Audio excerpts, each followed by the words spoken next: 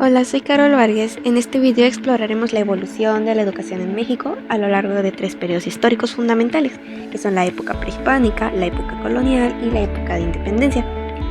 Como se sabe, cada una de estas épocas ha dejado una huella en nuestro sistema educativo actual, y el comprender su influencia nos ayuda a entender mejor los desafíos, las oportunidades que enfrenta la educación en México hoy en día. Así que sin más, comencemos este viaje a través del tiempo. En la época prehispánica, la educación variaba según el género y la posición social. Los hombres aprendían habilidades como eran la caza, la pesca o la agricultura. También se enseñaban las matemáticas, la astronomía y los conocimientos religiosos.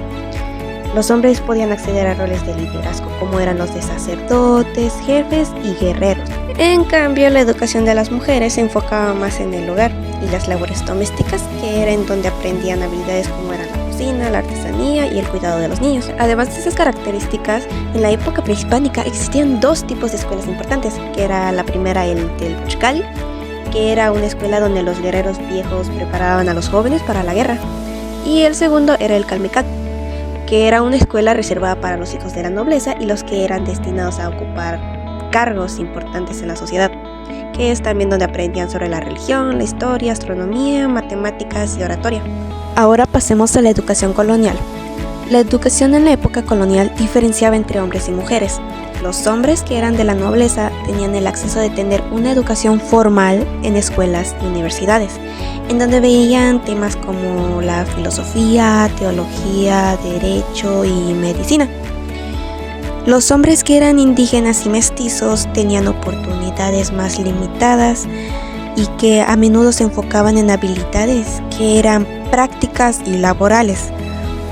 Las mujeres recibían educación en conventos, que eran escuelas administradas por personas religiosas y que en ocasiones eran administradas por tutores privados. La educación femenina se centraba en la moral, la religión, las labores domésticas y las artes como lo eran la música y la pintura.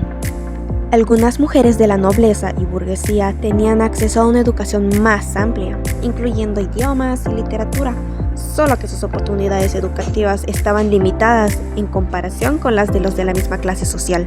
Por último, tenemos la educación en la época de la independencia.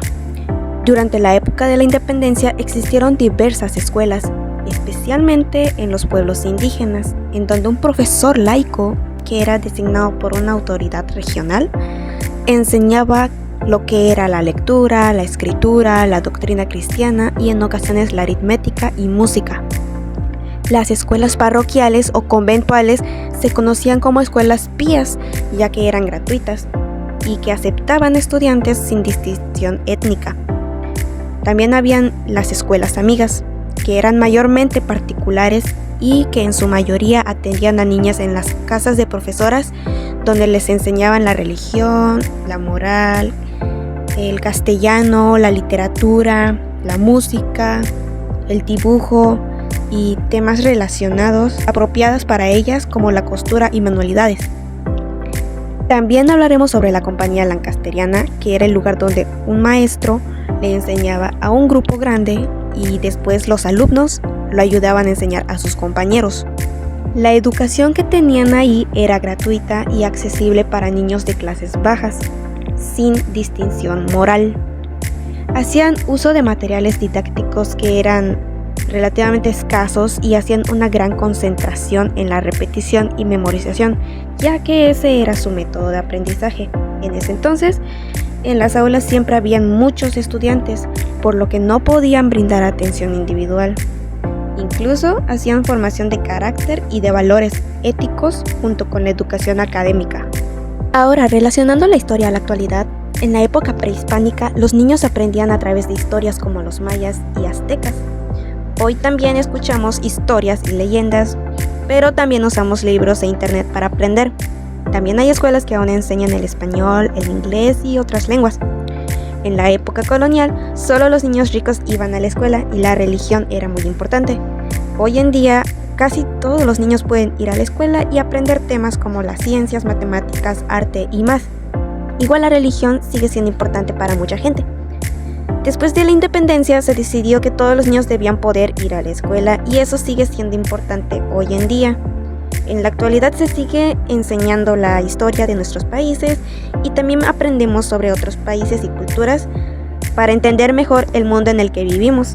Como reflexión personal, quisiera aclarar que todavía existen ciertas características que inclusive en nuestra educación ha evolucionado desde la época prehispánica, así como lo son la iglesia. Hay gente que todavía sigue yendo a la educación de la iglesia, que es llamada ahorita como doctrina. Igual ha evolucionado, bueno, no ha evolucionado, todavía sigue perdurando la educación de que es un derecho para todos, solo que en la actualidad pues no todos tienen la misma oportunidad del estudio, pero aún sigue vigente el derecho para todos que pues se inculcó desde dicha época.